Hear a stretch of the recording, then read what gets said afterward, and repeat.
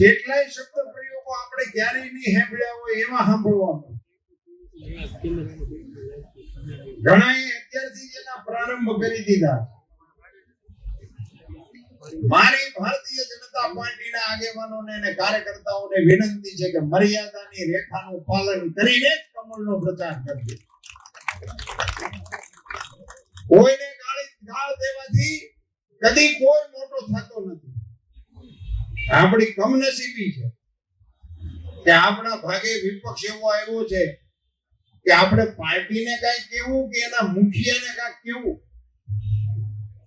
બોલો, જ્યાં કેરળમાં મત માંગવામાં આપણને ગાળ્યું દીધી, કાંઈ કારણ ને કાંઈ કોઈ સંભાળ્યા નહોતા, કોઈ પૂછ્યું નહોતું ગુજરાત વાળા શું કરે છે, એની કઈ ટપાલ નહોતી.